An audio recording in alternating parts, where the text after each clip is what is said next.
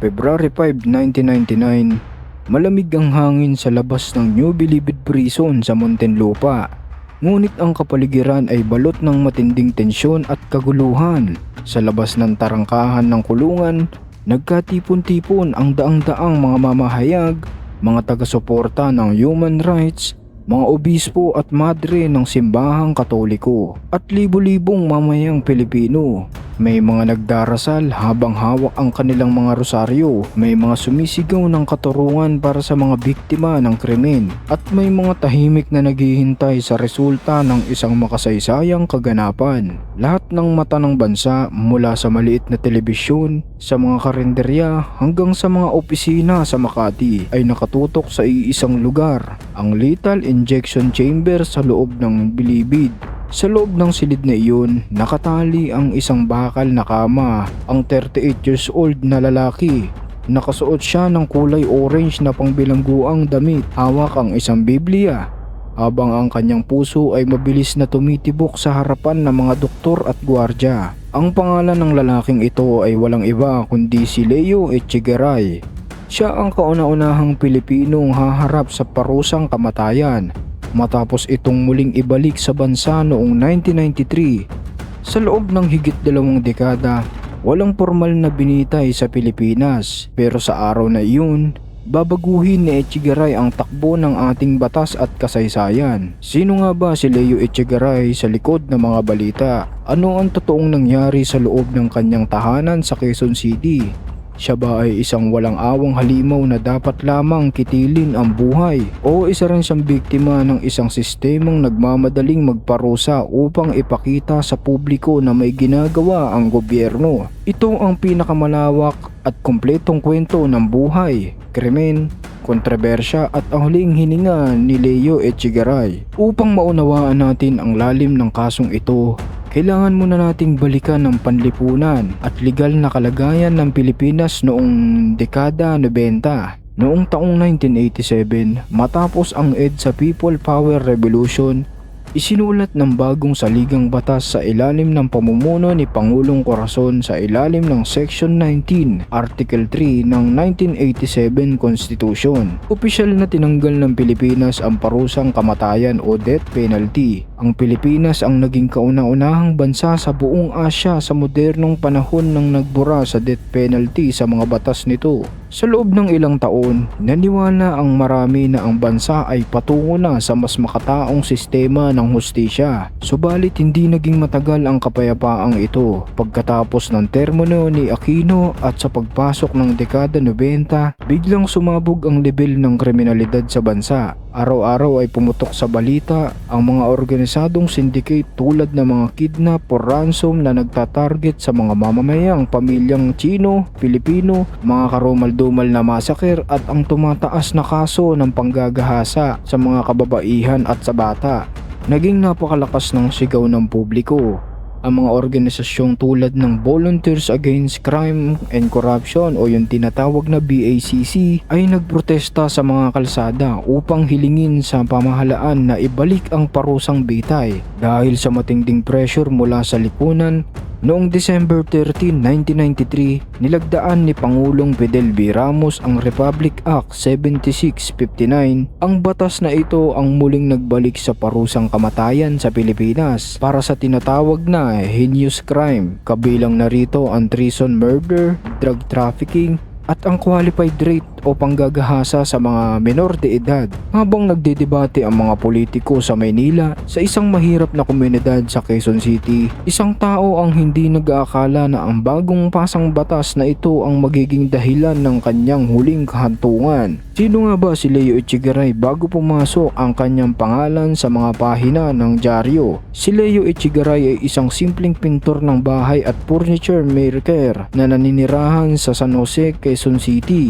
Wala siyang malaking pinag-aralan, walang impluwensya sa lipunan at nabubuhay sa pang-araw-araw na kita mula sa kanyang pagsisikap. Nakasama ni Echegaray bilang live-in partner ang isang babaeng nagngangalang Rosalie. Kasama nila sa bahay ang 10 taong gulang na anak na babae ni Rosalie mula sa dating relasyon na nabinigyan ng alias na Baby. Sa paningin ng mga kapitbahay, si Echegaray ay isang tahimik ngunit karaniwang mamamayan. Subalit sa loob ng kanilang tahanan, pumasok ang isang napakadilim na lihim. Noong July ng taong 1994, ang 10 taong gulang na si Baby ay naglakas ng loob upang magsumbong sa kanyang lola na si Corazon. Ang kanyang salaysay ay nagdulot ng matinding pagkabigla at galit sa buong pamilya. Ayon sa salaysay ng bata sa korte, mula April hanggang July ng 1994, habang wala ang kanyang ina sa bahay, paulit-ulit siyang ginahasa ni Leo Echegaray. Sinabi ng bata na ginagamit ni Echegaray ang kanyang posisyon bilang nakakatanda at nagbabanta pa umano na papatayin ang kanyang ina kapag siya ay nagsumbong sa sinuman. Dahil sa tulong ng kanyang lola, formal na inihain ang demanda laban kay Leo Echegaray sa Quezon City Regional Trial Court Branch 104 sa ilalim ng pamumuno ng kilalang judge na si Judge Maximano Asuncion. Inakusahan si Echegaray ng kasong rape under Republic Act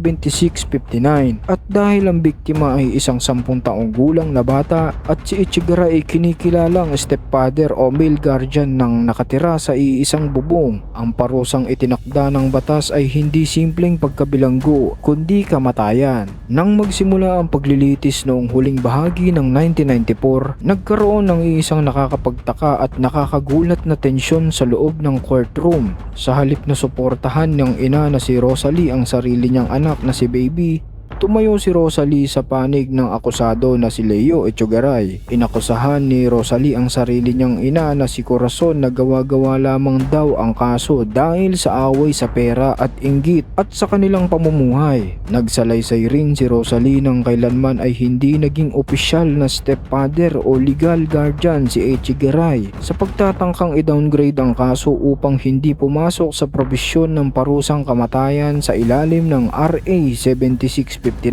Subalit sa kabila ng ginawang pagtatanggol ng ina kay Echegaray, naging napakatatag ng testimonya ng batang biktima sa witness stand. Malinaw niyang isinalaysay ang bawat detalye ng pang-aabuso na ginawa sa kanya ng live-in partner niya ng kanyang ina. Noong September 7, 1994, inilabas ni Judge Maximiano Asuncion ang kanyang final na desisyon sa kaso. Sa hatol ng korte, napatunayang guilty beyond reasonable doubt si Leo Echegaray sa kasong qualified rape. Inutusan ng judge na ipataw kay Echegaray ang pinakamabigat na parusa sa ilalim ng bagong batas, ang parusang kamatayan. Si Echegaray ang naging unang taong formal na sinistensyahan ng bitay sa ilalim ng rehimeng RA 7659. Dahil ang parusa ay kamatayan, automatic na umakyat ang kaso sa kataas-taasan, hukuman o Supreme Court para sa tinatawag na automatic review.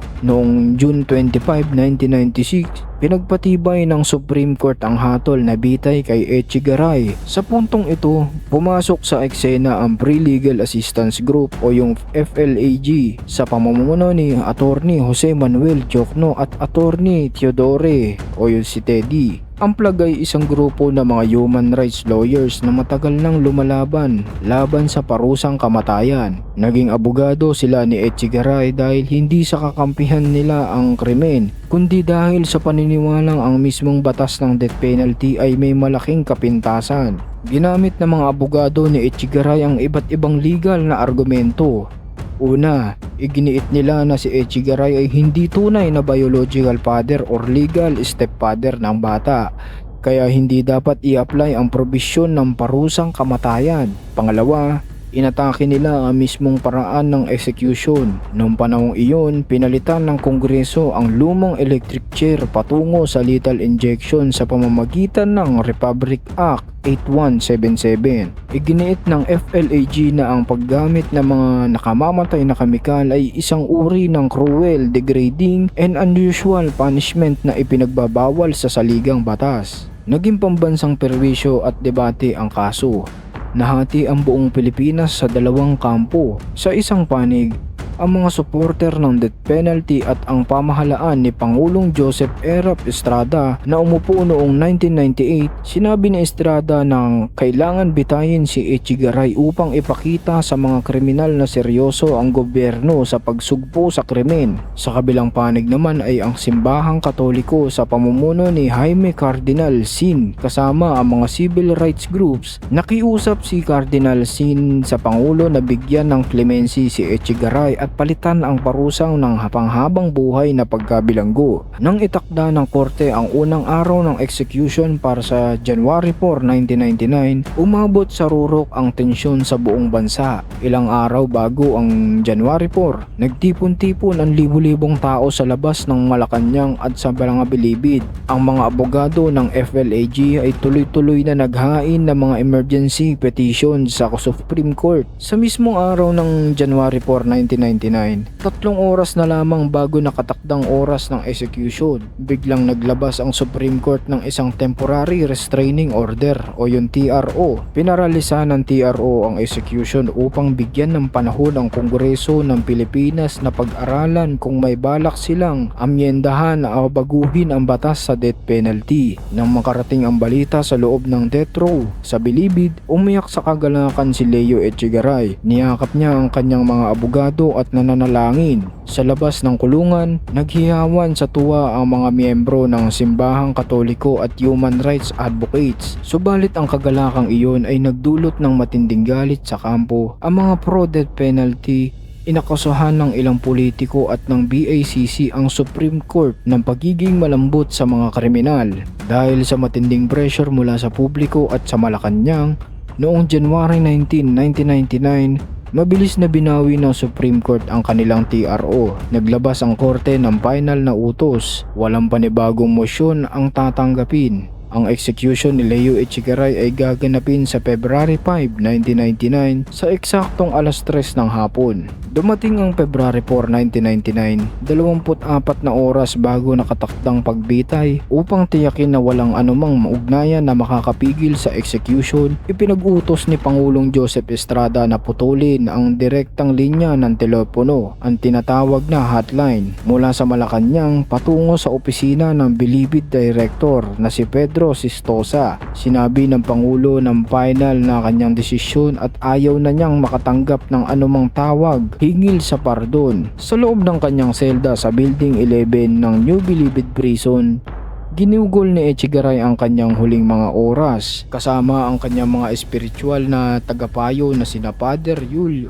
Unson at Bishop Teodoro Bacani. Pinayagan din siyang makasama ang kanyang pamilya para sa kanyang huling hapunan. Ang kanyang huling hiling sa pagkain ay napakasimple: fried chicken, kanin at sariwang prutas. Habang kumakain, naging emosyonal ang kapaligiran. Nakiusap si Echegaray sa kanyang pamilya na panatiliin ang kaayusan at huwag magtanim ng galit sa gobyerno. Subalit sa kabila ng papalapit na kamatayan, nanatili si Echegaray sa kanyang panindigan. Hanggang sa huling sandali, wala daw siyang kasalanan sa ibinibintang sa kanya. Madaling araw ng February 5, hindi na nakatulog si Echegaray. Inilaan niya ang natitirang oras sa pagdarasal at pagbabasa ng Biblia habang ang mga gwardya ay naghahanda na sa katabing silid. February 5, 1999, alas 3 ng hapon, inilabas si Leo Echegaray mula sa kanyang selda.